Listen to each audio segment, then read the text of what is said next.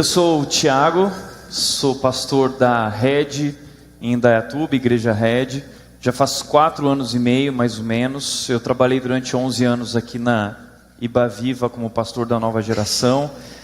E hoje lá em Indaiatuba, então, à frente dessa igreja, uma igreja que nós falamos bíblica e contemporânea. Uma igreja que preserva a essência, mas que tem buscado novas formas, especialmente pensando na nova geração, de como comunicar melhor a essência. E hoje à tarde, na minha oficina, então, vou compartilhar um pouco mais sobre isso, quais são aqueles que eu acredito segredos para alcançar, atrair, transformar a nova geração e aqueles que não são cristãos no tempo em que nós vivemos. E fiquei muito feliz com o convite para poder falar aqui também com vocês. E pensei em trabalhar esse assunto, trabalhar para quê? Como motivar a nova geração para o trabalho. Por que falar sobre isso? Porque como pastor, se tem um assunto que eu tenho percebido que a nova geração tem tido extrema dificuldade de lidar em suas vidas, em seus corações, é essa questão do trabalho. E não sei se você já parou para pensar nisso, mas o trabalho é tão importante porque nós vamos passar 1/3 da nossa vida trabalhando, em média. Então nós passamos durante a nossa semana, a cada dia, 8 a 10 horas no trabalho, são 40 a 50 horas por semana, é muito tempo. Por causa disso, a revista Exame, na verdade, o site Exame, trouxe uma pesquisa a respeito dessa realidade difícil do trabalho. E foi feita essa pesquisa em 28 países. E a pesquisa revelou que 65% das pessoas estão infelizes no trabalho.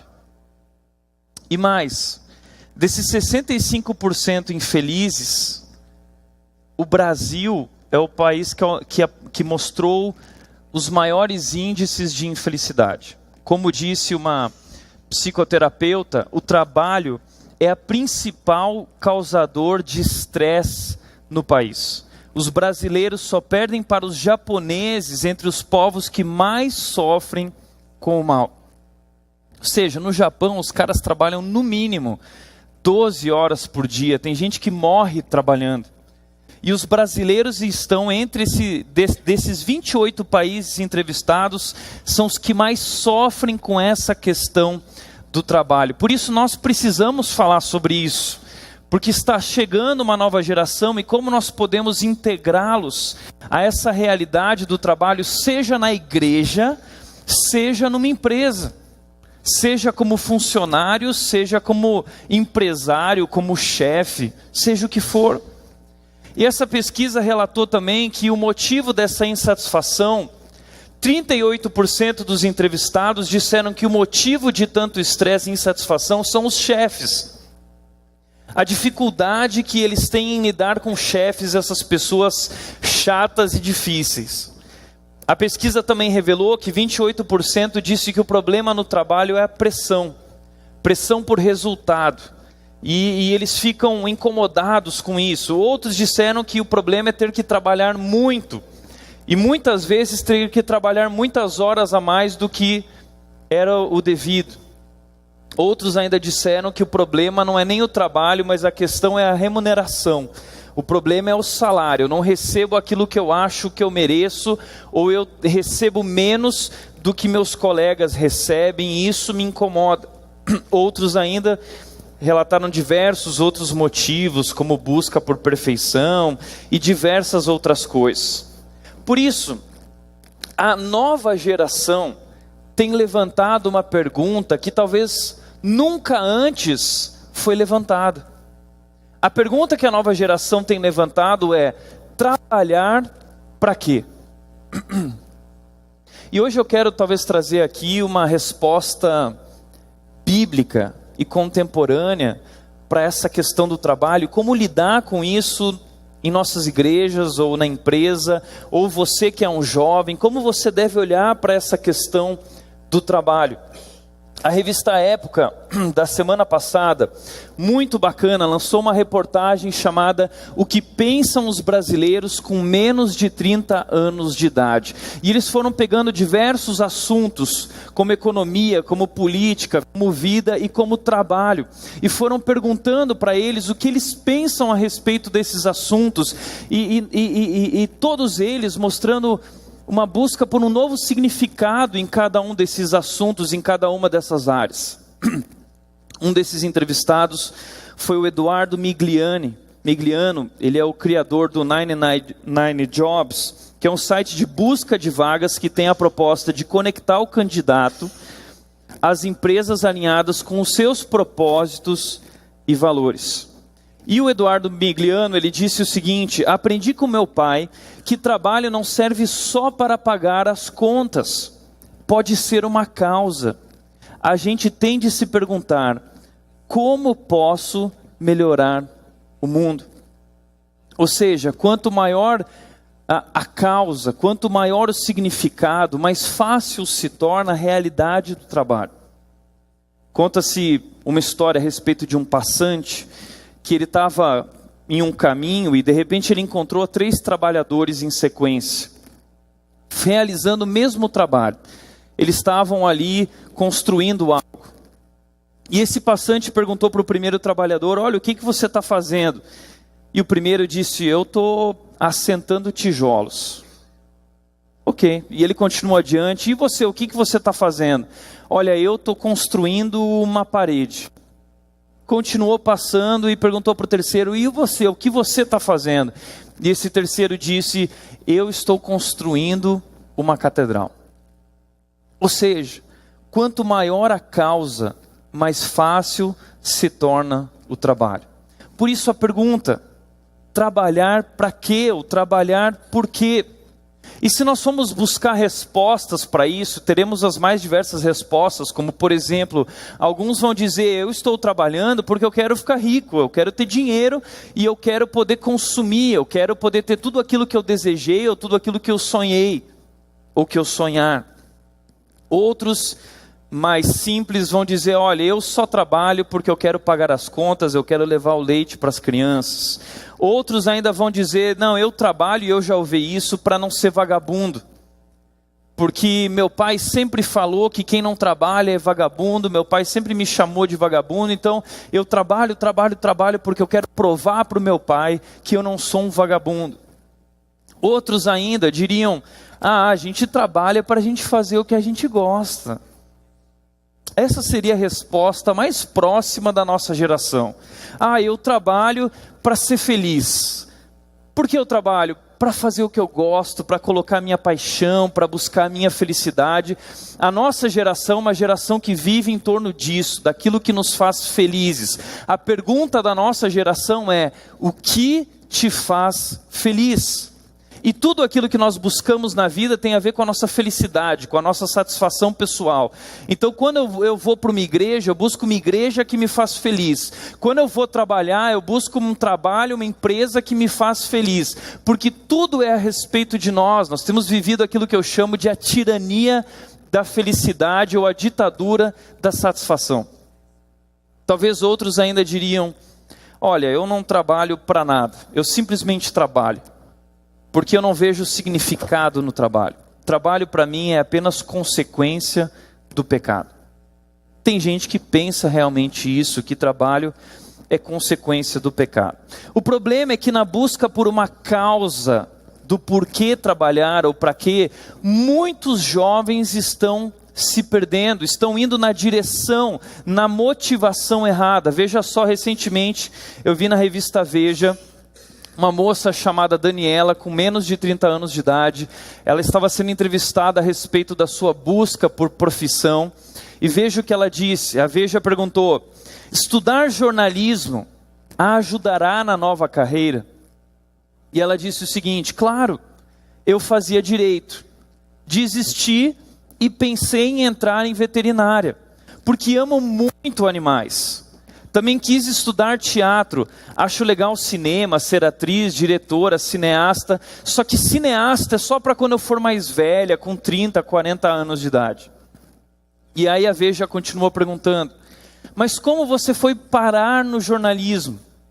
E ela disse o seguinte, veja só: eu estava tomando todinho no café da manhã, na embalagem tinha um negócio que explicava as profissões na linguagem de uma criança.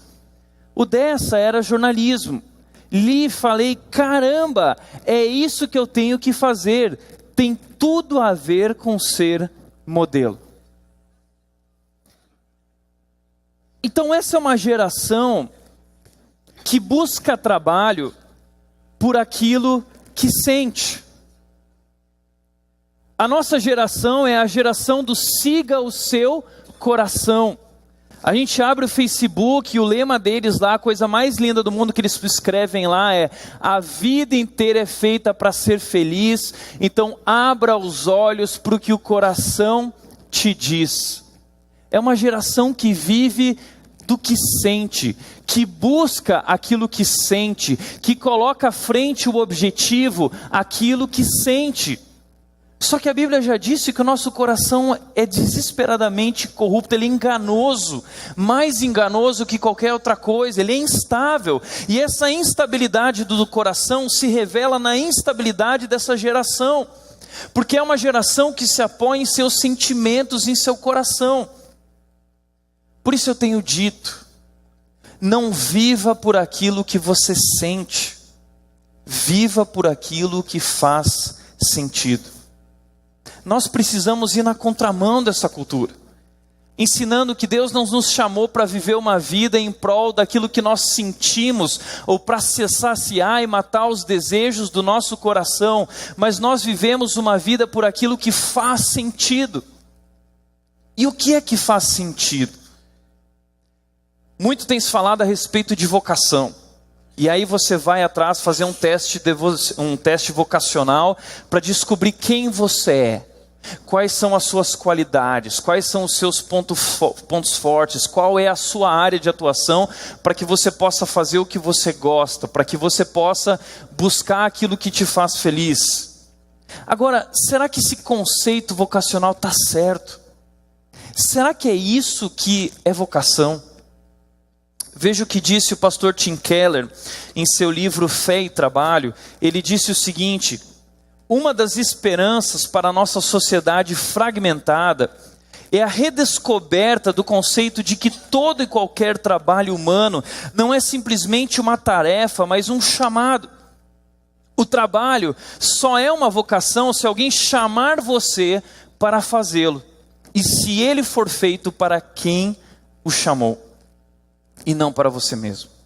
Primeira coisa que o Tim Keller nos chama a atenção é para essa questão da sociedade fragmentada. A nossa sociedade é uma sociedade departamentalizada, que dividiu a vida em muitas áreas. Então existe a área espiritual, existe a área emocional, existe a área trabalho, vida, carreira. Existem muitas áreas e elas são desconectadas uma da outra. Mas a Bíblia não apresenta isso. A Bíblia diz que a vida é uma só e todas essas coisas estão unidas, integradas umas às outras. E nós precisamos entender que o trabalho também é uma dessas áreas integradas à nossa espiritualidade, à nossa vida cristã. E ele diz o seguinte: nós precisamos redescobrir o verdadeiro conceito de trabalho, que todo e qualquer trabalho humano, todo e qualquer trabalho não é simplesmente uma tarefa, mas um chamado. Ou seja, não importa o que você faz, por mais insignificante que pareça, não importa se você está lá onde você gostaria ou se você não está, não importa se você arruma cadeira, serve cafezinho, ou você trabalha na copiadora, não importa o que você faz, todo e qualquer trabalho humano não é só uma tarefa, é um chamado. E ele continua dizendo: e esse trabalho só é de fato vocação se alguém chamar você para fazê-lo, e se ele for feito para quem o chamou e não para você mesmo. Ou seja, vocação não tem a ver com aquilo que eu faço para mim. Vocação não é eu fazer aquilo que eu gosto, que tem a ver comigo, ou fazer aquilo que me agrada. A palavra vocação vem do vocare, que significa chamado. Ou seja, vocação é eu fazer aquilo que eu fui chamado para fazer. E eu fazer aquilo não somente porque fui chamado, mas eu vou fazer aquilo para servir aquele, para agradar aquele que me chamou. Então vocação não é servir a si mesmo.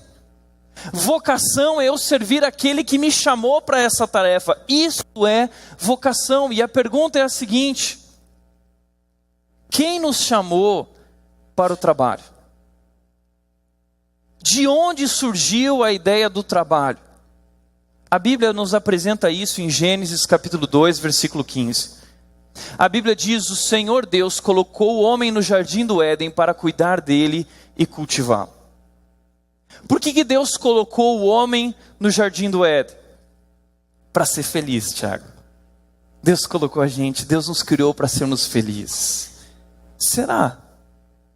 Porque a Bíblia diz e apresenta uma série de motivos por que Deus nos criou, e um deles é sem dúvida o trabalho. Veja só, Deus colocou o homem no jardim existe um propósito, existe um objetivo, e ele diz, para cuidar do jardim, para cultivar o jardim. Ou seja, Deus nos chamou para o trabalho. Isso é vocação. Isso é chamado. Você não trabalha na sua vocação quando você faz o que gosta. Você não trabalha na sua vocação quando você entende que todo trabalho humano é um chamado de Deus. E quando você dedica esse trabalho, essas tarefas, não importa o que seja, para Deus. Porque o nosso Deus é um Deus que trabalha. E Deus trabalha muito. O trabalho não é consequência do pecado. A Bíblia diz que a consequência do pecado é que nós trabalhamos com o suor do nosso rosto. Isso é consequência do pecado. Mas o trabalho foi criado e o chamado nos foi dado para o trabalho muito antes do pecado. E o nosso Deus é um Deus que trabalha e trabalha muito. A Bíblia diz que Deus trabalhou durante 6 dias e no 7º dia ele descansou.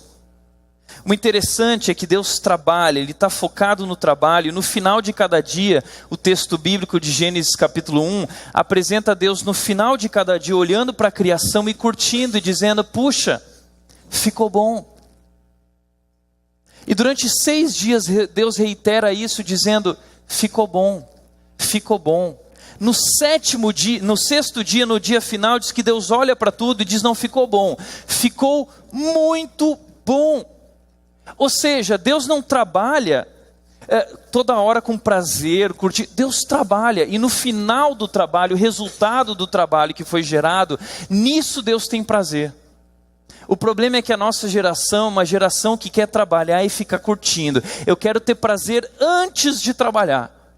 Só que a Bíblia apresenta que o prazer está no resultado daquilo que nós fizemos para Deus. Porque o trabalho é árduo. Porque o trabalho é difícil, porque eu vou ter que cortar a grama, eu vou ter que cuidar daquilo que Deus criou, e tudo isso dá muito trabalho. Imagina o tamanho daquele jardim. Mas o resultado gera prazer, o resultado gera satisfação. O problema é que a nossa geração hoje é essa geração de direitos. É uma geração que só quer saber dos seus direitos. Eu tenho direito, eu tenho esse direito, eu quero aquele direito. Mas é uma geração que não fala sobre deveres. Antes dos nossos direitos, nós temos deveres. E o trabalho traz essa relação de deveres e direitos. Por isso nós precisamos parar para pensar que quem nos chamou para o trabalho foi Deus. E o conceito bíblico de vocação não é que você vai fazer o que você gosta de fazer. É que você vai fazer aquilo que Deus te chamou para fazer. Mas o que Deus me chamou para fazer? O Ziel falou ontem. É aquilo que Deus já está fazendo na tua vida. As oportunidades que Deus já tem colocado diante de você. Seja na igreja, seja fora da igreja, onde for, não importa qual é a tarefa, não importa se você acha que é bom naquilo ou não é bom aquilo, se você é digno daquilo ou não é digno daquilo, se você merece mais que aquilo ou não merece mais que aquilo, não importa. Deus te chamou para fazer o que você está fazendo, foi Deus quem te colocou nessa posição, mesmo que seja pouco. Por isso, um livro recentemente lançado também, chamado O Evangelho no Trabalho, traz a seguinte proposta: o trabalho não é apenas uma forma de passar o tempo e ganhar dinheiro. O seu trabalho é, na verdade, um serviço que você presta ao próprio Senhor. Então, peraí, como eu respondo à pergunta: trabalhar para quê? Nós trabalhamos para servir ao Senhor. Nós trabalhamos para servir o nosso Deus, que nos chamou para o trabalho. E a Bíblia vai nos apresentar pelo menos 6 motivações para esse serviço que nós prestamos ao Senhor para o nosso trabalho. 6 motivações bíblicas para o trabalho. Primeira motivação bíblica para o trabalho é uma questão de necessidade. Eu trabalho para suprir as minhas necessidades. A Bíblia diz em Provérbios 16, 26, o apetite do trabalhador o obriga a trabalhar, a sua fome o impulsiona. Ou seja, a primeira razão mais básica, mais simples do trabalho, a primeira motivação para o trabalho é para pagar as contas, é para eu ter comida sobre a mesa. E aí talvez você vire e diz assim: puxa, Tiago, mas Deus não disse para eu não me preocupar com nada, lá em Mateus 6, 25, não se preocupem com nada, não se preocupem com o que vestir, não se preocupem com o que comer, não se preocupem com o que beber. Deus não disse isso, então por que eu tenho que ficar tão preocupado? Deus disse para eu não me preocupar, mas Ele nunca disse para eu não trabalhar. Nós precisamos trabalhar. E eu acredito que Deus nos abençoa através do trabalho. Então a Bíblia critica o folgado. 2 Tessalonicenses capítulo 3, Paulo vai começar a falar do quanto eles como apóstolos têm trabalhado muito mais que os demais, porque eles não querem se tornar um peso. E ele diz: quando ainda estávamos com vocês, nós lhe ordenamos isso: se alguém não quiser trabalhar, também não coma. É folgado? Então os folgados aí entre vocês acordem, se vocês não querem trabalhar, não comam. Teve uma jovem que recentemente me procurou, e ela tem 16 anos e começou a trabalhar num supermercado, uma realidade bem difícil de vida. Essa jovem perdeu o pai cedo, sem condições mesmo, e ela foi trabalhar nesse supermercado e veio conversar comigo dizendo: olha, eu não estou feliz, eu acho que não é isso que eu nasci para fazer, e eu não me realizo, eu não tenho prazer nesse trabalho que eu faço. Aí eu virei para ela e eu disse o seguinte: deixa eu te fazer uma pergunta. Quando você vai para a igreja no domingo, e depois do culto a galera está saindo da igreja, e todo mundo vai comer um lanche junto em alguma lanchonete, ou vai para a casa da igreja lá, leva o lanche, e você pode comprar o seu lanche, pode sair junto com a galera, você tem prazer nesse momento? Quando você tem o dinheiro que é resultado do seu trabalho, e nesse momento eu tenho prazer. Você tem prazer quando o salário cai na sua conta, por mais que não seja tudo que você gostaria de receber? Esse momento não é um momento que te dá prazer? É.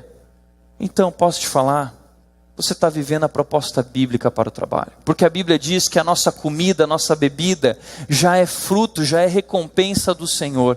Então, é nisso que nós encontramos prazer para o trabalho. Essa é a razão mais simples, mais básica para o trabalho.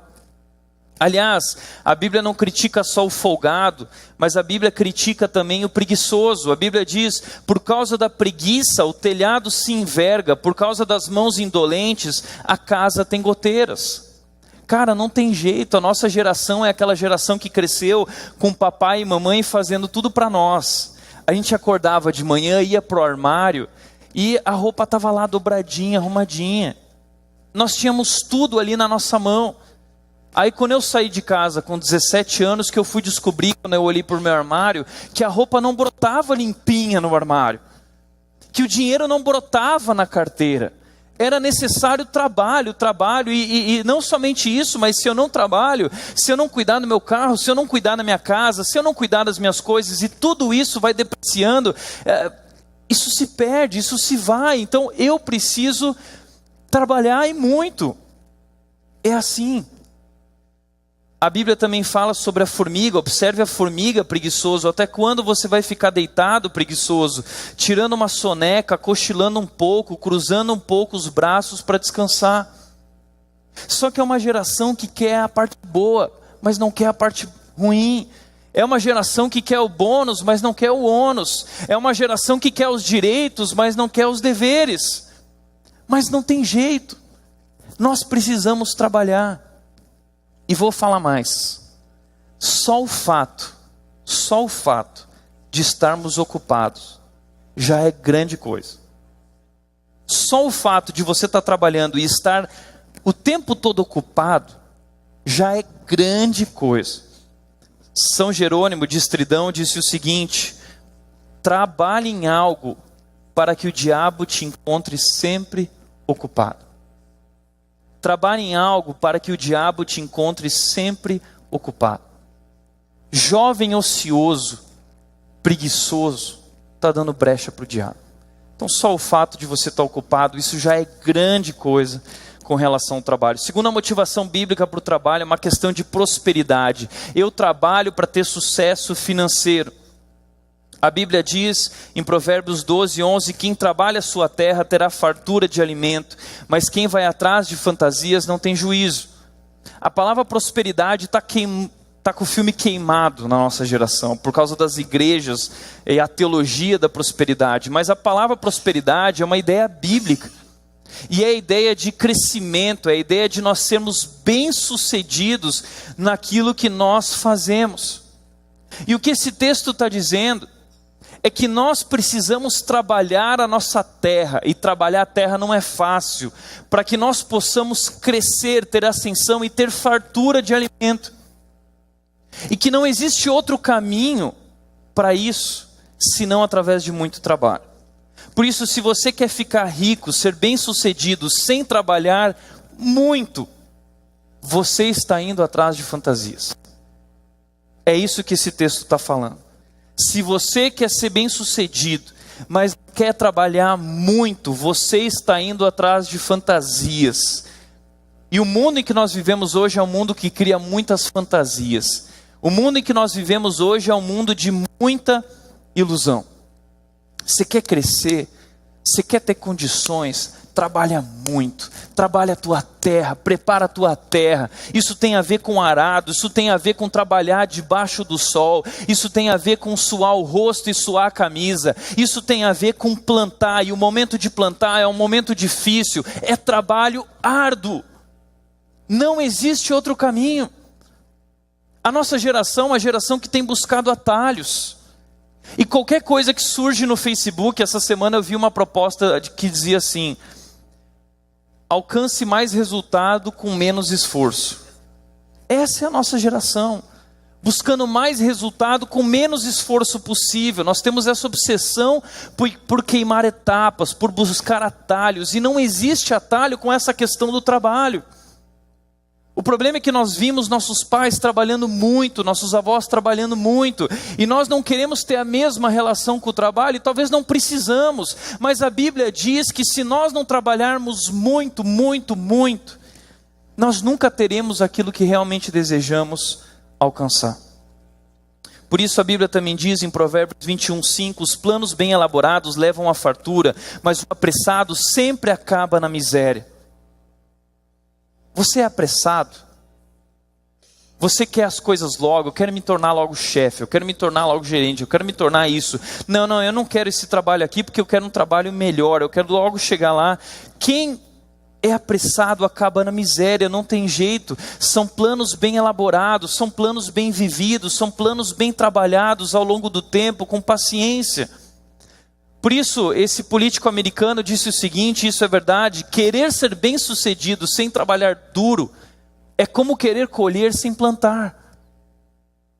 Existe hora de plantar e hora de colher.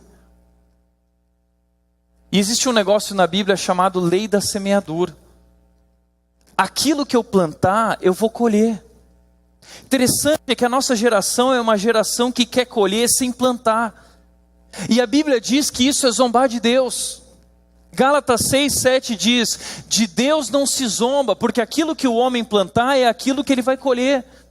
Só que nós queremos colher aquilo que nós não estamos plantando, porque nós achamos que a vida é fácil, porque temos a compreensão errada a respeito da vida. Mas isso é zombar de Deus. Deus te chamou para o trabalho. Quantas vezes minha irmã, que estava morando sozinha, aqui em Vinhedo, quando eu fui para Indaiatuba, me ligava dizendo, eu não aguento mais. Porque ela acordava às 5 horas da manhã para ir trabalhar, voltava às 6:30 da tarde para ir direto para a faculdade, sair da faculdade quase 11 horas da noite, para dormir logo, para acordar e trabalhar, estudar, e trabalhar e estudar durante mais de 5 anos da vida. Eu vou desistir da faculdade, não é o que eu gosto, não é o que eu quero, reclamando de tudo e de todos. E eu virava para ela e dizia, a Bíblia diz que Deus tem o tempo certo para cada coisa. É hora de plantar e hora de colher. Você está na hora de plantar. Agora é plantar. Plantar não colhe, plantar planta. Você quer colher, você quer curtir, você quer ter prazer lá na frente, então trabalhe arduamente agora, dedique-se o melhor que você pode naquilo que você faz, por mais insignificante que pareça, e dedique-se na sua faculdade, por mais que não seja o que você gosta, você vai ver o resultado disso, te dará prazer. Dito e feito, se formou, trocou de empresa, foi promovida na Natura, num cargo muito bacana, ganhando bem, acabou casando, resolveu a vida, hoje está hiper feliz. O problema é que a gente quer ser feliz antes de trabalhar. O problema é que a gente quer ser feliz antes de plantar. Primeiro a gente planta, depois a gente colhe. Por isso de Deus não se zomba. Aquilo que nós plantamos, nós vamos colher. O único lugar no mundo onde sucesso vem antes do trabalho é no dicionário. Trabalho vem antes do sucesso e antes da felicidade. Provérbios 13:11 diz o seguinte: o dinheiro ganho com desonestidade diminuirá, mas quem o ajunta aos poucos terá cada vez mais. Muita gente pensa assim, mas Tiago, a Bíblia, eu não quero ficar rico, porque esse negócio de ficar rico não é bíblico. Riqueza não é coisa de Deus. Nada a ver. A Bíblia apresenta diversos homens ricos, como Abraão, como José, que se tornou um homem muito rico, como Davi, como Salomão. Deus não tem problema com a riqueza. O problema para Deus é como você ganhou esse dinheiro e como você gasta esse dinheiro. É isso que importa. E você precisa ganhar dinheiro de forma ética, diz o texto, e não com desonestidade. Por isso, existe um filme que todos nós devemos ter assistido, chamado O Lobo de Wall Street, que conta a história desse homem, Jordan Belfort. E esse cara ganhou muito dinheiro, ele era jovem, e ele começou a ficar tão ganancioso que ele queria mais, e ele começou a agir sem ética, ele começou a agir de forma desonesta. E o Jordan Belfort, o verdadeiro, ele fala o seguinte no final da sua vida, ou hoje ele diz isso, após ter vivido tudo que viveu, sendo preso, perdendo tudo, ele diz, o erro que eu fiz naquela época é que eu perdi a minha ética. E os eventuais ganhos que você faz sem ética serão de curta duração. Eu prometo. Por isso muitos jovens têm buscado o atalho, buscando um caminho de desonestidade. Eu estou tratando um caso de um jovem que ele conseguiu uma carteirinha da vigilância e ele ia nos restaurantes grandes de São Paulo e ele se apresentava como alguém da vigilância e dizia, olha, está com irregularidade aqui, está com irregularidade aqui, eu vou multar vocês, eu vou fechar o estabelecimento a não ser que vocês negociem um valor comigo. Esse jovem enriqueceu. Ele que chegava na igreja de motão aqui assim, com a Harley dele lá. Perdeu tudo. Está no primeiro processo, já foi condenado. Está indo para o segundo processo agora, que ele provavelmente vai ser preso, porque além de tudo andava com um carro clonado. Cara, você pode buscar atalho, talvez teu atalho é até menor. Recentemente uma jovem virou para uma menina da nossa igreja num processo de estágio da John Deere e falou para essa menina, olha, aqui na prova da John Deere eu preciso fazer a prova de inglês, o teste de inglês, mas eu não manjo muito, você pode fazer junto comigo? Isso é desonestidade, isso é ganhar, buscar benefício de forma não honesta. A revista Forbes, que foi lançada há algum tempo atrás, mostrando os homens mais ricos do mundo, apresentou quem são os homens mais ricos do Brasil. E entre os homens mais ricos do Brasil, todos estão acima dos 65 anos de idade. Por quê? Tem que trabalhar muito. Trabalho árduo. Mas nessa lista dos homens mais ricos tinham 3 jovens. Dos 3 jovens, hoje, só um não está preso, que é o Eduardo Saverin do Facebook. O outro jovem é o Marcelo Odebrecht e o outro jovem é o André Esteves. Presos porque ganharam de forma não correta. Por isso, na busca por crescimento, na busca por sucesso, cuidado para não buscar aquilo que é desonesto. A Bíblia diz em Provérbios 16:3, consagre ao Senhor tudo o que você faz e os seus planos serão bem-sucedidos. Ou seja, tudo que eu faço precisa ser dedicado ao Senhor. E se você faz algo que não pode ser dedicado ao Senhor, isso é algo que você jamais deveria estar fazendo. Jamais. Tudo que nós fazemos, tudo, por mais insignificante que pareça, precisa ser feito para Deus, ser dedicado ao Senhor. Nós fazemos para Ele. Essa é a nossa vocação na sua essência. Provérbios 24:27 também diz: termine primeiro o seu trabalho a céu aberto, deixe pronto a sua lavoura, depois constitua a família. Se tem uma coisa que tem me dado trabalho na igreja com a nova geração, são casamentos de jovens que se casaram antes de deixar pronto o seu trabalho a céu aberto. Jovens que falaram assim: não, eu quero casar, vou casar pela fé. Não, a gente vai dar um jeito. A Bíblia diz: você quer casar? Então você precisa, como o André sempre diz, para deixar pai e mãe, eu preciso ter maturidade. Isso é maturidade emocional, é maturidade espiritual, mas é também maturidade financeira. O maior motivo hoje dado pelos casais para os divórcios é a questão financeira, é um dos maiores motivos. E de fato você precisa entrar no casamento com maturidade, com planejamento para isso. Por isso a Bíblia está dizendo: termine primeiro o seu trabalho a céu aberto, deixe pronta a sua lavoura. Qual é a nossa lavoura hoje? Nós não trabalhamos mais no campo. Qual é a nossa lavoura? Deixe pronto os seus estudos, deixe pronto o seu trabalho, a sua carreira, comece, tenha um bom começo. Primeiro essas coisas, primeiro o trabalho, depois paixão. Nós costumamos colocar a carroça na frente dos bois. Nós vivemos essa questão sentimental, o tempo todo namoro, mas a Bíblia diz que há um tempo certo para cada coisa. Existe tempo de amar, existe tempo de trabalhar. E o tempo de trabalhar vem antes do tempo de amar, e eu preciso deixar pelo menos a coisa encaminhada.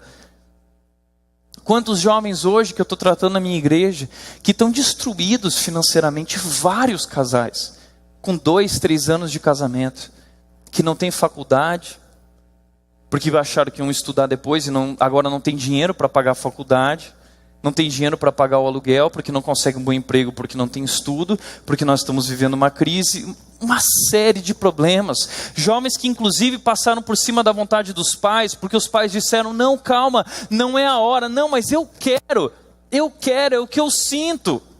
Jovens que destruíram a sua vida. Então você precisa ter maturidade financeira. Terceiro lugar, a terceira motivação bíblica para o trabalho é a maturidade. Eu trabalho para desenvolver o meu caráter. O trabalho desenvolve o meu caráter. Como disse Vinícius de Moraes na sua poesia famosa, O Operário em Construção, maravilhosa essa poesia. Ele fala sobre um homem que trabalhava com tijolo, um pedreiro. E como esse homem trabalhando com tijolo, ele vai amadurecendo, ele vai crescendo através dessa relação com o trabalho. Ele diz: o operário faz a coisa e a coisa faz o operário. Eu não sei se você já parou para pensar nisso, mas Deus está usando o trabalho, aquilo que você faz, para moldar quem você é, para moldar o seu caráter. Eu costumo sempre trazer 3 notícias tristes. Primeira notícia triste: Papai Noel não existe, tá? Sinto muito se você não sabia disso. Segunda notícia triste é que o coelhinho da Páscoa também não existe. A terceira notícia triste é que trabalho para te fazer feliz também não existe. O trabalho não foi feito para te fazer feliz apenas. Deus tem muito mais objetivos com isso. Eu costumo dizer que o trabalho, assim como o cônjuge, como o namorado, a namorada e várias relações que nós temos, assim como a igreja, são lixas espirituais. o trabalho na sua vida é uma lixa espiritual. Deus está usando o trabalho, Deus está usando o seu chefe, Deus está usando esse ambiente de pressão, Deus está usando esse salário menor, Deus está usando todas essas coisas para te tornar mais humilde, para moldar o seu caráter, para te fazer mais parecido com Jesus. Veja o que diz Tiago capítulo 1, versículos 2 a 4. Meus irmãos, considerem motivo de grande alegria o fato de passarem por todo tipo de provação, todo tipo, seja no trabalho ou fora do trabalho.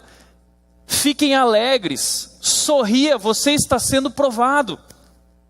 Você está sendo provado, está difícil, sorria.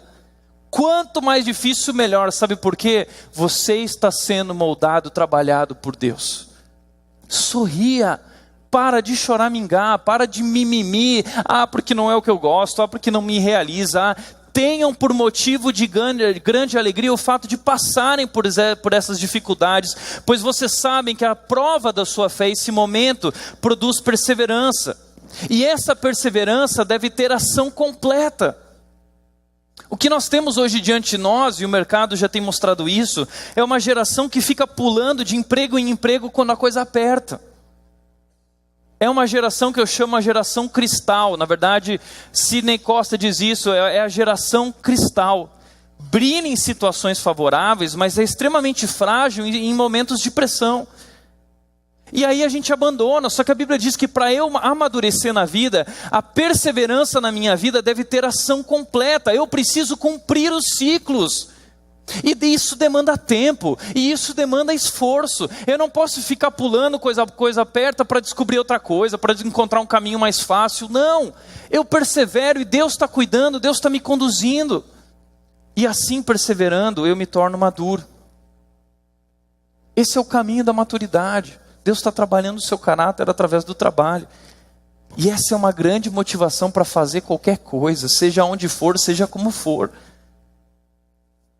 O problema é que a nossa geração se acha. A revista Época lançou em 2012 uma reportagem de capa chamada Eu Me Acho. Como a educação moderna tem produzido jovens e adolescentes que se comportam como crianças. E fala de que essa geração cresceu ouvindo de seus pais que era muito especial, que tudo que eles faziam eram demais. E aí essa geração chegou no mercado de trabalho, encontrou um cara lá que não é seu pai e sua mãe, e que tem um olhar real para quem aquele cara é, e aí o chefe difícil vem, começa a criticar, começa a botar pressão, começa a cobrar, aí essa geração fica toda mimimi dizendo, não, mas ele não entende, mas ele não reconhece quem eu sou. E aí, essa reportagem trouxe algumas características da geração, uma geração que tem a visão distorcida de suas qualidades. Uma geração que tem o foco em si mesmo e na realização pessoal. Tudo tem a ver comigo, tudo tem que me fazer feliz. A igreja tem que me fazer feliz. O pastor, o líder da igreja tem que me fazer feliz. O trabalho tem que me fazer feliz. O cônjuge tem que me fazer feliz. Gente, o que tem de casamentos que eu tenho visto da nova geração antigamente, os casamentos terminavam depois que os filhos iam embora. Hoje os casamentos terminam antes que os filhos cheguem. Os casamentos estão terminando entre 1 a 3, 1 a 4 anos de casamento. Estou tratando vários. É só problema. E a desculpa é sempre assim. Ele não me faz feliz. Ela não me faz feliz. Ele não me realiza pessoalmente. Ela não me realiza pessoalmente. Gente que pula de trabalho, assim como pula de casamento, porque está buscando a sua satisfação pessoal. Agora, quem foi que disse que ele tem que te fazer feliz? Quem foi que disse que é ela que tem que te fazer feliz? Quem foi que disse que é o trabalho que tem que te fazer feliz? Quem foi que disse que são essas coisas que são fonte de felicidade na sua vida? Nós temos trocado as coisas, como Deus disse em Jeremias, o meu povo cometeu 2 crimes, eles me abandonaram, eu que sou a fonte de água viva, e foram cavar para si cisternas próprias, cisternas rachadas que não retêm água. Nós estamos buscando felicidade naquilo que não é fonte de felicidade. Uma geração que tem dificuldade em lidar com a pressão e crítica. Por quê? Porque nós crescemos sendo privado da pressão pelos nossos pais. Veja só, meu avô, morreu alguns dias atrás e eu tive a oportunidade de estar com ele um pouco antes, ele contando a história de vida dele. Ele morreu com 86 anos de idade, mas começou a trabalhar com 10 anos de idade. 10 anos de idade. Imagina você com 10 anos de idade jogando videogame, tendo que acordar cedo para ir trabalhar. Foi trabalhar com 10 anos de idade porque a situação do Brasil, a situação econômica do nosso país naquela época não permitia algo diferente. E foi trabalhar e ralar. Juntou 300 mil réis até os 12 anos. E aí pediu um empréstimo para o pai de mais 300 mil réis e comprou com 12 anos, comprou uma loja. Chamou o cunhado dele para assumir o negócio legalmente, porque ele era de menor. E com 12 anos ele criou a Casa Ciclista. E começou a trabalhar, ia para Porto Alegre buscar peças de bicicleta, voltava, trabalhava à noite consertando bicicleta para que o pessoal das empresas pudesse buscar sua bicicleta logo de manhã. Trabalhou, até que foi crescendo, foi prosperando. E hoje esse comércio, essa loja já tem 75 anos de idade. E aí meu pai, que nasceu do meu avô, ele nasceu numa situação melhor, mas continuou trabalhando desde cedo. E aí quando eu e você nascemos, nós já nascemos numa situação muito mais favorável, em que nós não precisávamos trabalhar com 10 anos de idade, nós podíamos ficar em casa comendo traquinas, tomando Coca-Cola e assistindo Lagoa Azul na sessão da tarde, e nossos pais lá trabalhando, e nós vivemos essa vida, e nós ficamos estudando até os 25, os 28, os 30 anos de idade, e hoje tem cara que se diz doutor. Eu sou doutor, mas quem bancou os seus estudos? Seu pai está lá, você é o doutorzinho, mas seu pai está lá levantando você, cuidando de você, sustentando você, nunca trabalhou na vida e quer falar de alguma coisa.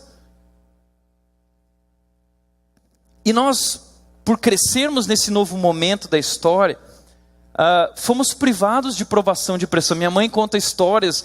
O meu outro avô por parte de mãe morreu por causa de bebida alcoólica e não tinha dinheiro dentro de casa, faltava comida. Diz que com 14 anos ela viu um pacote de bolacha recheada pela primeira vez na frente dela, deram para ela. Ela pegou esse pacote e foi comer num cantinho escondido para que ninguém descobrisse, para que ela pudesse comer. Cara, histórias difíceis. Mas a gente cresceu no meio de uma geração que tudo hoje é mais fácil. Eu lembro que na minha época tinha um potinho do inferno, chamado... Como é que era o nome daquele potinho laranja lá que você passava? O Betiolate, né? Era o potinho do inferno. E dentro desse potinho do inferno continha o cuspe do capeta. E aí sua mãe vinha, quando você se machucava com aquilo, vinha com aquele cuspe do capeta, que é laranja, o cuspe do capeta, e passava aqui assim, ó, cara. E aí você tinha que ficar lá, porque era terrível, o negócio ardia demais. Só que hoje, o metiolate, ele é indolor e incolor. Que imagina, arder o joelhinho da criança. Imagina. Na minha época, até hoje eu sou pequeno, mas eu ainda era mais raquítico, e minha mãe tacava biotônico Fontoura em mim. Só que o biotônico Fontoura era caro e não funcionava. Então minha mãe pensou, eu preciso fazer um negócio mais potente. Ela comprou um negócio chamado óleo de fígado de bacalhau. Cara, imagina o bacalhau dentro do mar, imagina o fígado do bacalhau, imagina o óleo dentro do fígado do bacalhau. Era isso que eu tomava todo dia no almoço. Era terrível, só quem tomou sabe. Só que hoje o óleo de fígado de bacalhau é sabor chocolate, sabor morango. Então é uma geração que não sabe mais lidar com essas coisas e por isso tem a obsessão por queimar etapas. É uma geração que se acha, que já quer chegar lá nos melhores lugares porque acha que é muito especial.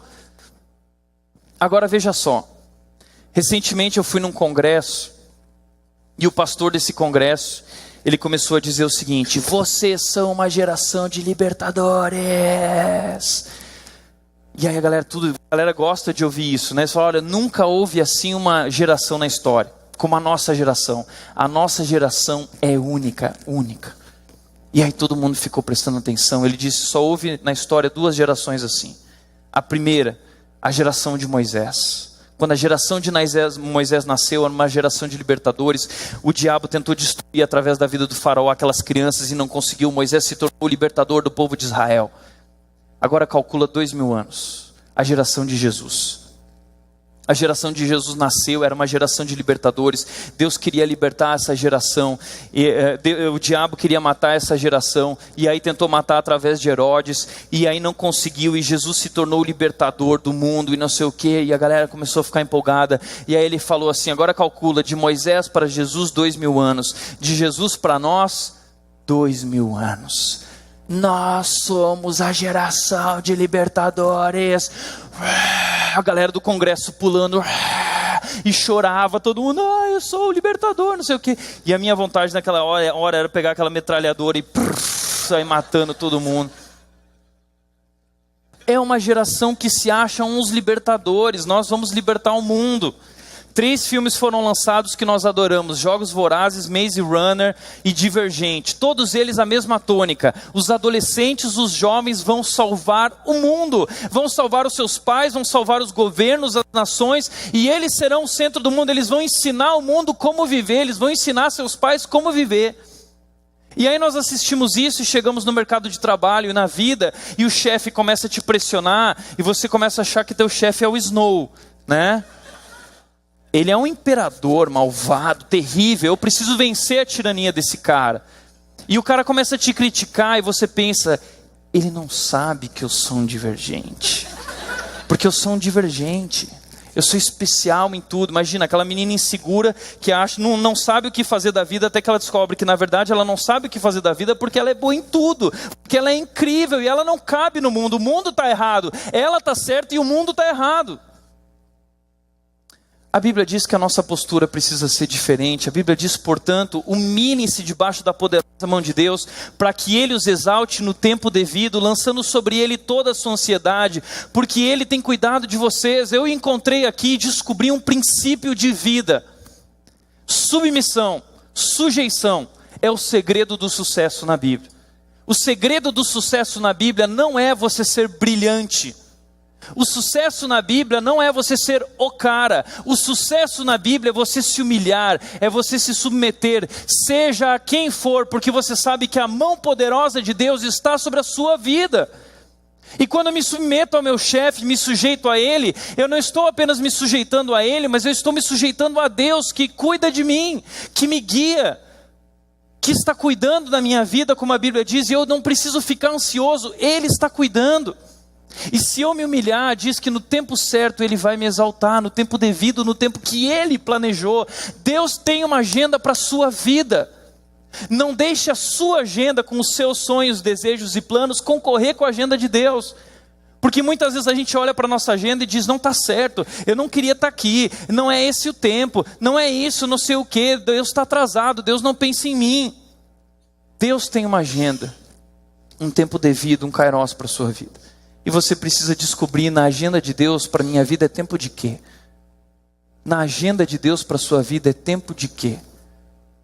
E o que eu descobri, eu não tenho tempo para falar sobre isso, mas rapidamente, jovens que se submeteram a situações difíceis, como José, a sua função era mordomo, seu chefe era Potifar, esse cara colocou ele na prisão, mas ele se sujeitou a tudo isso, trabalhou com excelência, se tornou governador do Egito. Josué, mesma coisa. Davi também começou como pastor de ovelhas, não era nada, o pai não valorizava, não queria saber dele, não chamava ele para o churrasco da família, mas ele se sujeitou ao pai, obedeceu ao pai quando o pai mandou ele ir para a guerra, se sujeitou mesmo já sendo o futuro rei de Israel. Ele podia virar para o pai e dizer, mas eu sou divergente, entendeu? Não, ele se sujeitou e diz que ele derrubou o gigante por causa disso, porque Deus honrou, e ele se torna tocador de harpa na corte do rei Saul. Saul tenta matar ele 5 vezes, ele tem a chance de passar por cima de Saul lá naquela caverna e ele não faz, porque ele se sujeita a Deus.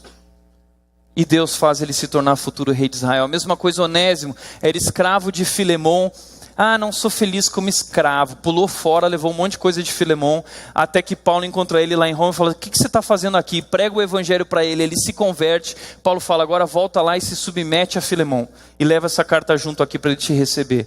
Ele volta, se submete, diz a história da igreja, que ele se tornou bispo na igreja de Éfeso. Por isso, meu amigo, para com esse papo de divergente, se torna mais humilde, e se submete, se sujeita. Esse é o caminho do sucesso na Bíblia. Esse é um princípio bíblico. A Bíblia diz, seja a atitude de vocês a mesma de Cristo Jesus, que não considerou que o ser igual a Deus, ser o libertador, ser o divergente, era algo a que devia se apegar, mas humilhou-se, assumiu a forma humana e morreu morte de cruz. Por isso, Deus o exaltou à mais alta posição, para que ao nome de Jesus, todo joelho se dobre, toda língua confesse que Ele é o Senhor. Isso é um princípio, cara. Quem se humilha será exaltado. Quarto lugar, vamos correr para a gente encerrar, credibilidade. Eu trabalho para testemunhar diante dos outros. Provérbios 22, 29 diz, você já observou um homem habilidoso, que trabalha com excelência? Você já observou? Ele será promovido ao serviço real, não trabalhará para gente obscura. Esse é o segredo. A Bíblia traz o conceito não do abençoado, mas do abençoado. Você quer ser abençoado por Deus, você tem que suar a camisa, suar o rosto. Você trabalha muito, arduamente, trabalha com excelência. Veja a excelência de José. Casa de Potifar, começou trabalhando como escravo, depois se tornou auxiliar do carcereiro, e tudo trabalhando com excelência, excelência, excelência, excelência, dando o melhor. Ele estava no emprego dos sonhos, ele estava fazendo o que ele gostava? Não, mas era o caminho de Deus para a vida dele. Quem está escrevendo a história das nossas vidas não são as nossas mãos, não são as mãos dos outros, nem os rabiscos dos outros que estão escrevendo a história das nossas vidas. Quem escreveu a história das nossas vidas é Jesus Cristo naquela cruz, através do seu sangue, e Ele tem escrito. Então José aprendeu a fazer com excelência tudo, servindo ao Senhor em tudo. E ele cresceu até se tornar governador do Egito. E diz a Bíblia que quem era o chefe de José percebia que Deus estava com ele. Deus está com ele. Potifar percebeu, o carcereiro percebeu, o faraó percebeu. As pessoas que trabalham com você, o seu chefe, o seu líder na igreja, consegue perceber que Deus está com você pela forma como você trabalha e se dedica. A Bíblia diz que quem é fiel no pouco também é fiel no muito, e quem é desonesto no pouco também é desonesto no muito. A Bíblia diz que aquele que é fiel no pouco será colocado sobre o muito. Paulo diz, nossa obra como servos de Deus tem valor em todos os aspectos. As pessoas nos observam enquanto estamos a postos, em prontidão, inabaláveis, em tempos difíceis, maus e trabalhosos. As pessoas estão te observando, e é o nosso trabalho feito com excelência em tempos maus e trabalhosos que valida a nossa mensagem, que nos traz credibilidade. Mateus 5,16, Jesus diz, assim brilhe a luz de vocês diante dos homens, para que vendo as suas boas obras, vendo o seu bom trabalho, glorifique ao Pai de vocês que está nos céus. A melhor forma de testemunhar é através do nosso trabalho. A melhor forma de testemunhar não é sendo um missionário. Todo cristão é um missionário. E a tua tarefa é uma tarefa missionária. Seja o que você faz, é um serviço que você presta ao Senhor e uma oportunidade para você testemunhar diante dos outros. Quinto lugar, uma questão de generosidade. Eu trabalho para repartir com quem precisa. Eu não trabalho para acumular, eu trabalho para repartir, para compartilhar. Efésios 4 diz, o que furtava não furte mais. Antes trabalhe fazendo algo de útil com as mãos, para que tenha o que repartir com quem estiver em necessidade. Para que tenha o que repartir. Eu trabalho para ter o que repartir. Uma mulher, eu bati o carro numa bicicletinha de uma mulher recentemente, e eu fiquei tão chateado com isso. A bicicletinha estava atrás do meu carro, mas mal sabia eu que bater na bicicletinha daquela mulher era uma oportunidade de Deus, que Deus estava abrindo. Eu reclamei tanto, mas depois eu descobri que aquela moça estava em necessidade, e aquela bicicletinha e aquele acidente se tornou uma grande oportunidade para eu me tornar um cara generoso na vida daquela mulher e ajudá-la numa restauração de vida. Atos 20, 35 diz, em tudo que fiz, mostrei-lhes que mediante trabalho árduo, devemos ajudar os fracos, lembrando as palavras do próprio Senhor Jesus, que disse, a felicidade está em dar e não em receber. A felicidade não está no que é bom para mim, a felicidade está no eu servir ao Senhor e servir aqueles que precisam. Eu trabalho também para poder repartir, ser generoso. A sexto lugar, a sexta e última motivação é a eternidade. Eu trabalho para me preparar para o céu. Tem muita gente que pensa que trabalho, que eternidade, é eu chegar lá no céu e vai ser uma aposentadoria eterna. Tô louco para chegar no céu porque eu quero curtir. Eu já estou imaginando o conforto da minha cama é bom, mas imagina o conforto de uma nuvem, né? Vai ser um colchão de nuvem. E eu vou deitar no meu colchão de nuvem e vai ser maravilhoso. Eu vou dormir até não poder mais. No céu eu não vou usar relógio. No céu eu não vou ter hora para nada. Eu vou curtir, eu vou acordar no meu colchão e eu vou jogar num melhor gramado, um gramado de nuvem, macio. Entendeu? Esse gramado macio eu vou jogar bola, tal. Depois eu vou sair, vou pular na piscina, tal. E a gente pensa assim, depois eu vou descansar, vou parar com a minha harpa lá no céu e eu vou ficar tocando harpa no céu, ouvindo um coral de vozes angelicais, Hillsong lá no céu. E a gente tem essa visão do céu que é uma visão totalmente errada, ilusória. O céu nada mais é do que a vida perfeita que Deus nos criou para viver. A vida como ela era no jardim do Éden antes do pecado entrar. Nós vamos continuar trabalhando lá no céu. Eu não sei se você sabe disso, mas no céu nós vamos trabalhar. E vamos trabalhar muito. Só que a gente vai trabalhar para o melhor patrão do mundo. O próprio Deus, que é justo, que é bom, que é maravilhoso.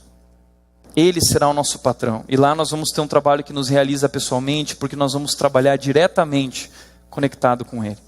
Por isso, todos os que competem nos jogos se submetem a um treinamento, a um trabalho rigoroso, para obter uma coroa que logo perece, mas nós não trabalhamos rigorosamente para obter uma coroa que logo perece. O nosso trabalho está construindo para nós e trazendo para nós o resultado de uma coroa que dura para sempre, ou seja, Deus tem um galardão, Deus tem algo preparado para mim, e eu creio que isso tem a ver com as nossas responsabilidades no reino. Porque é isso que o texto diz, todos os que...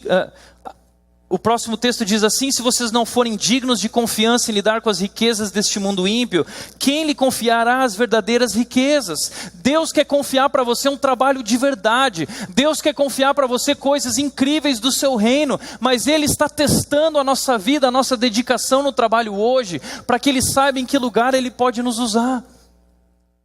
A vida é uma preparação para a eternidade. Deus está testando hoje você no seu trabalho, nas pequenas coisas que você faz, para saber se você é digno, para que Ele possa lhe confiar as verdadeiras riquezas. E o que você vai dizer para Deus quando Ele te perguntar lá no céu, na eternidade, o que você fez aqui na terra? O que você vai responder? Ah, Deus, sabe o que é? Eu tive muita dificuldade com relação ao trabalho. Nunca entendi direito a minha vocação. Sabe, eu fiz vários testes vocacionais e cada um deu errado. E, puxa, eu nunca consegui encontrar um trabalho que realmente me fazia muito feliz. E por isso que eu não me dei muito bem com o trabalho. Não tem a ver com isso.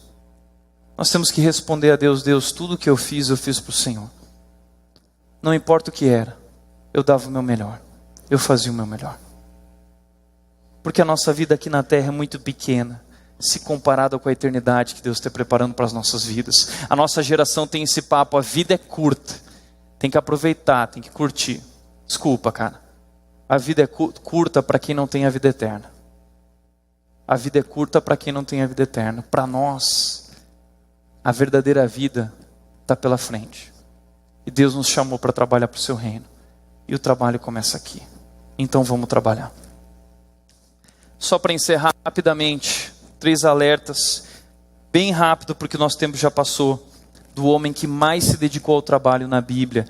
Porque tem o outro lado: não se dedique demais ao trabalho, porque o trabalho pode se tornar uma idolatria na sua vida. Salomão dá 3 dicas rápidas. Primeiro, não se deixe consumir a ponto de prejudicar a saúde física e emocional. Não trabalhe demais ao ponto de prejudicar a saúde física e emocional. Ele diz: cheguei ao ponto de me desesperar por todo o trabalho no qual tanto me esforcei debaixo do sol. Que proveito tem um homem de todo o esforço, de toda a ansiedade com que trabalha? Durante toda a sua vida, seu trabalho é pura dor e tristeza. Mesmo à noite, a sua mente não descansa. Isso também é um absurdo. Ele dá uma segunda dica: não se deixe consumir a ponto de desprezar família e relacionamentos. Isso é mais importante. Ele fala: havia um homem totalmente solitário, não tinha filho nem irmão, trabalhava sem parar, contudo seus olhos não se satisfaziam com a sua riqueza. Não é aí que está a felicidade e a alegria. Então trabalhe muito, mas não se deixe consumir ao ponto de desprezar a sua família e os relacionamentos. E terceiro e último lugar, não se deixe consumir a ponto de não ter tempo para o prazer.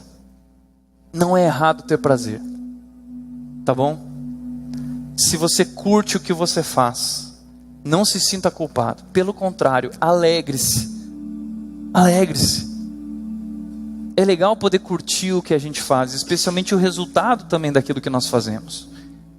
E se Deus te deu essa oportunidade de estar no trabalho que você sonhou, fazendo aquilo que você gosta, amém, que legal.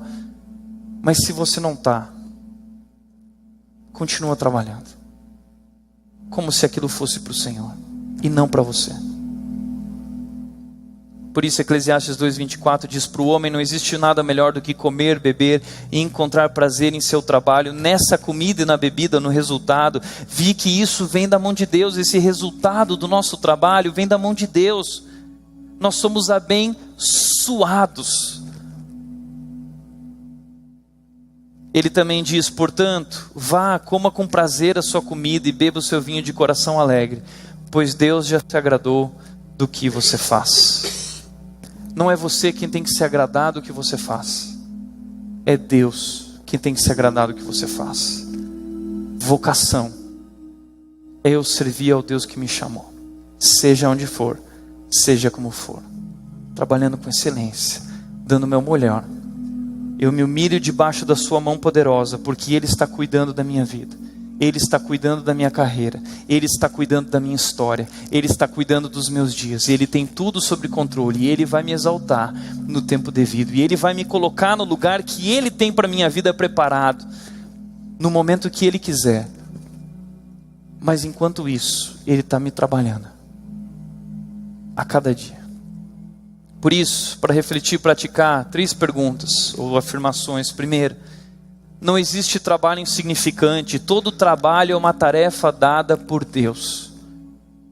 Toda tarefa é uma tarefa dada por Deus. Não importa quem pediu para você fazer, Deus está por trás disso. E você precisa dedicar isso ao Senhor. Em segundo lugar, você tem perseverado nas lutas e dificuldades que encontra no trabalho.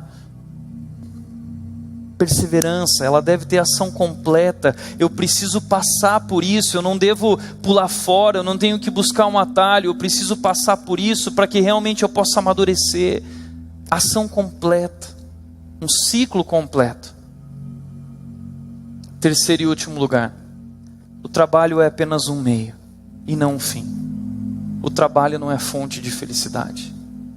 Fonte de felicidade é o nosso Deus. O Deus a quem nós servimos. É Ele que nos faz felizes. É Ele que nos realiza. É Ele que nos satisfaz de verdade. E o trabalho é uma ferramenta que eu uso para servir a Ele, para viver para a glória dEle. O serviço que eu presto, todo o serviço é para esse Deus. E esse Deus me abençoa. E não existe nada melhor do que ter a bênção de Deus, a mão de Deus sobre a sua vida. Você pode ser brilhante. Não é isso que garante o teu sucesso. Quem garante o teu sucesso é Deus. A tua vida está debaixo das mãos dEle. Por isso, mire-se debaixo da poderosa mão de Deus, porque Ele está cuidando de você. Amém?